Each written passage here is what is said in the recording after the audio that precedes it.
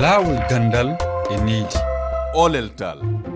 Isallabi e nder duuɗe jangirɗe ɗe hunde tiɗne ndeke ina heewi taweede sara laawol duuɗe ɗe ko nokkuji kawrital fodde dendagal ko rewata e laawol gila e otoji motoji weloji saretaji e yimɓe e ko nandi hen waɗi kulihuli to kisal laabi ɓe jangoɓe ina teska tigui ɓamde peeje gam rende ɓe sukaɓe e dow laabi ko hunde hande heñorande tedduɓe heeɗiɓe refi fulfulde hettotoɓe taskaram men laawol gandal ineɗi on paami toɓɓere men hande koye kisal sukaɓe jangoɓe e dow laabi yowiti eɗen gondi e Abdourahmane Niang kertorɗo kisal e nden ko laabi Sénégal kame Amadou Wuri Korba Diallo janginowo toon to France bisimilla moon ngam fuɗɗade yewtere men jaɓɓoɗen Abdourahmane Niang kertorɗo kisal nden ko laabi Sénégal o fammini en holko hani waɗede ngam kisal ina heeɓe e dow laabi ha tengti noon e saraji duuɗe jangirɗe ɗe Seydi Niang mi salminima ɗum ɗon mi salminima mi juurama holko joom oto wawi wadde hande ha rento cukalel ngel yi e dow laawol kala ɗo école woni ne waɗa tableau ɗo henne ko école woni ɗo henne nde waɗi passage piéton ne waɗi fof ko woni ɗo ɗum ɗon noon sa ƴeewi kala e nder wuuro ngo naɓɗa nan hen wiyete ɗon ko sa naati e nder wuuro ɗo école woni yawat seeso jaam ha ɓenna ɓennude tari woni ko en mbawa te ɗum ɗon code de la to sécurité routiére foti ko fuɗɗade guila e bas âge e sukaɓeɓe nde ɓe boni e nder école eɓe jangga ɓe jangguine noɓe taccirta tali ɓe jangguine noɓe jarata e tertoir ɓe jangguine no neɗɗo yaara ɗo ganduɗa ne waɗi danger surtout ma e taliji ɗi ɗon ni chauffeur o ni kañum ne sinno koye bas âge muɗum andi ɗo henne de somi tolnima ɗo henne mi fotani dogde ɗo henne fotimi ko wadde attention par ce que école nan ɗo henne sukaɓe nan ɗo henne sécurité routiére walla e code de la route ɗum ɗon ni foti nannede e nder école uji he ɓe sukaɓe jangguine ɗum ko wiyete ko code de la route holno ɓiɗɗo walla cukalel taccirta laawol walla no yawtirta laawol ɓe janguintaki ɗum e nder duuɗe ɗe somi faami ɓe janguintaki ɗum te sa ƴeewi kala ko faade code de la route walla sécurité routiére neɗɗo fof ne foti janngude ɗum par ce que code de la route no haaldirte chauffeur o ni ko noon haaldirte piéton ɓennowo tali o noon haaldirte joom moto noon haaldirte kala mo ganduɗa nene e tali par ce que no waɗi tableau ji ɗi ganduɗa kaldata koye yimɓe ɓe ne waɗi tableau ji ganduɗa kaldata koye charité ji ɗi ne waɗi tableau ji ganduɗa kaldata koye moto goɗɗi ɗi kalda e oto o kono ɗum ɗon ne foti jangguinede e nder école uji he e nder galleji he joni beela ɗin ɗon tableau ji ɗi mbita ina hollira woni ko mantoto wonde ɗo ko duɗal janguirgal woni ɗo beela ko école o ɗaɓɓata ɗum walla ko onon to banggue mon to onon gandata école nan ɗo garon mbaɗan ɗum ɗon no ɗum ɗon ko état waɗata ɗum woni état waɗata ɗum walla commune aji ɗi mairie ji ɗi kamɓe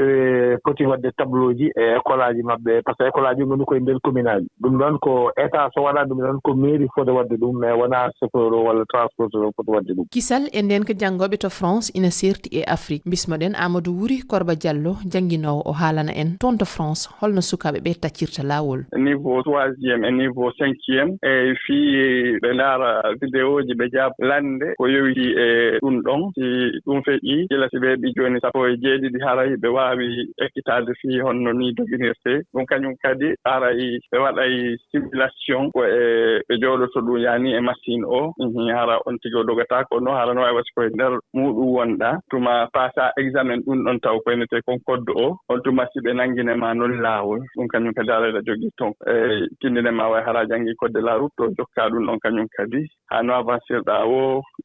kamɓe on tuma rejoyta wondema a wawi doginde a wawi renade quand même a wawi kadi adattade situation ji ɗi ko a wawa andirde nokku ko honno way ko honno wawata ƴettirde dogirgol ma ɗo e nokkeeli ka koɗoli ɗi woni he hara hiɓe waɗi ga quand même way yimɓe ɓe fof respectay ɗum hara hiɓe waɗi ka yawtirte yani si hawri ko a yawto tawito laawol o koye ɗin nokkeeli ɗon on tun en général rewata kañum ɗum kadi kala jogiiɗo kay kun quand même andinay kun ka sawɗi si te o way hara ɓe waɗi ɓandinke aaden o si hawri ɗum ɗon ko vert on tigi no waawi feƴƴude e si hawri ko boɗe ko yon tigi daro ko hawdi o haa ɗum ɗon ɗumanno ɗum ɗon kañum kadi ko ɓe tindinte kadi noon tawata ko e nokku ka yimɓe hoɗi moƴƴa tawi yimɓe rewa e o nokku moƴƴa ara hiɓe waɗi ko ɓeynata ko doodaan yanima oto kañum kadi o wawata dogude e ɗum tinna ara si himo arde ɗum ɗon hay kanko so yiɗa bonude oto makko o ko ɓe o ɗuyta vitesse o haa o ƴawa ɗum o jippito si o ɓuuyan noon donc hiɓe heewi waɗugol ɗum kañum kadi fii yo soferɓe ɓe kañum kadi wattu yili ara andina ɓe wondema o nokku ɗo ko nokku ka dogatake ka ɓuyatake laaɓi a jarama Diallo Abdourahmane Niang Europe caɗele ɗe gonduɗen ɗo to banggue accident ji ɓe jogaki ɗin ɗen ɗon caɗele eyyi ɗum noon aɗa anndi so a ƴeewi comme Europe walla américaine so a ƴeewi gure tubakoɓe ɓe kamɓe ko taliji maɓɓe ni njaaji taliji ɗi ko sens unique jahata so tawi paaɗa ko baŋnge funnaange otoji fof kuccete ko funnaange paaɗi hirnaange ɗi kañum fof ɗi kuccete ko hirnaange so taliji maɓɓe ni njaaji te aussi eɓe mbaɗi sécurité taliji maɓɓe wonaa ɗo tolniɗa fof taccirta enen noon ɗo henne taliji ngannduɗaa ɓurɗi moƴƴude e Sénégal woni autoroute péage o alaa sécurité oɗon ni par ce que ɗo passerelle foti wonde ni waɗee passerelle ɗo ngannduɗaa ko passage piéton ngannduɗaa foti wonde ɗon ni waɗee ɗum taliji meɗen ko autoji kawrat eyi en ngalaa taliji jaajɗi en ngalaaji taliji baɗɗi sécurité pour ñemben ɓe noon ma muus seeɗa mais no ɓe mbayni haa accident ji ɗo gustii noon poɗɗen waɗde mais il faut dañen noon sens ɗi ngannduɗaa wonata ko sens unique oto o son yaha hawrata oto goɗɗo o taliji ɗi ɗo ngannduɗaa koko waɗa baare waɗene passerelle yimɓe ɓe ni ndewo dow so tawii noon koye ndeer wuro hee waɗe passage piéton yimɓe ɓe ndewa heen par ce que so a yii Europe a suusaa taccude ɗo mbeleɗaa fof e ndeer e tali o a yahat haa ɗo yimɓe ɓe poti taccirde ɗo oto aussi suusaa dogde plus de 40 walla 50 e dow passage piéton kala nde oto yetti ɗon ma daroɗe so yimɓe ɓe ɓenna yimɓe ɓe so ɓenni haa pare oto futtoo ɓennude ɗum ɗon noon koye needi koye golle so en dañii ɗum ɗo henne ma en ƴettu ɗum mbela ina woodi darnde nde jiknaaɗo suko waawi daraade haa walla ɗum no tacciri laawol walla no rentori eyi normalement ɓiye soni yaha école aɗi foti dawde ɗum haa yettoo damal école naata école muɗum tawa aan hay danger gooto dañataa o taccita tele watta aussi kala nde o jippii omo hoota omo foti wonɓe ɗon tacciɗo sukaaɓe taccoɓe tali ɓe taccide ɓe tali ɓe ƴetta auto ji poti ƴettude ɓe wona par ce que koko ngannduɗaa école uji ɗi ni poti waɗde heen juillet état ni foti waɗde heen juillet mais sefereɓe aussi poti liggaade heen par ce que wonaa ko ngannduɗaa ko neɗɗo gooto tan foti waɗde ɗum ko yimɓe ɓe fof poti waɗde ɗum ɗon oɗo nanngat ɗo o nanngato heen an sa addii ɓiye école haa dawi walla a addii ɗum a taccinii ɗum tali nganndaa ɗo to fayi to alaa danger mais so jippiima ni nde foti wonde daraade e damal école he jogoo drapeau muɗum so sukaaɓe ɓe ndardiima kamɓe fof o cuuta drapeau rouge o kamɓe fof ɓe ɓenna so parii o tellina otoji ɗi ɓenna ɗum ɗon ni foti waɗeede e damal école uji he ko ɗum woni laawol ɗum ina teska ni won e duɗe haa terti noon e duɗe keeriiɗe ɗe woni école privé ina yiye ɓen ɗon ɓe mbiyata worɓe mum walla rewɓe mum ndaro e damal duɗe janngirɗe ɗe so suko foti yawtude laawol ɓe dartina otoji ɗi sa e sa'a fof kadi wooda ɓoccetiiɓe ɓe ɓurtina doggol maɓɓe walla suko ɓoccitoo dogo yaha laawol mum ɗum fof kadi ina tawee heen eyi ni woodi par ce que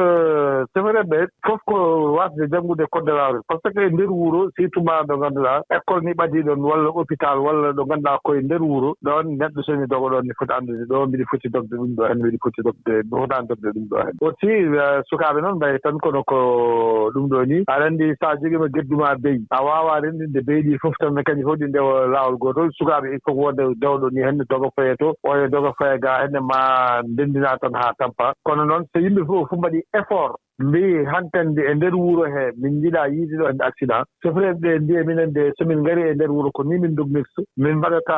accès de vitesse haa min pero neɗɗo sukaaɓe jannginooɓe ɓee ni e parents d'élèves uji ne mbiya sukaaɓe men mamin mballuɓe haɗe tacca ɓe jannginooɓe mbaɗa noon école privé ji e mbaɗa ɗum mais école publique uji ɓuri heewde école privé ji ɗi ɓuri heewde yimɓe ɗi ngalaa ɗi keewaani dañde ko wayno école privé ji no mbaɗata ni hannde te so a wii Sénégal walla a wii Afrique tan ko école publique ɓuri heewde yimɓe e ndeer école privé ji sofureɓe yoɓe nganndu sa woni e ndeer wuro honko poɗɗa dogde ɗon e vitesse so tawi a naati e ndeer wuro aɗa ari e damal école aɗi waɗa roulé 20 à l'heure walla 30 à l'heure a waawaa feraade ɗon neɗɗo haa gaañoo kono sa dogii ko ɓuri ɗum ɗon aɗa waawi gaañde neɗɗo kono yo sofureɓe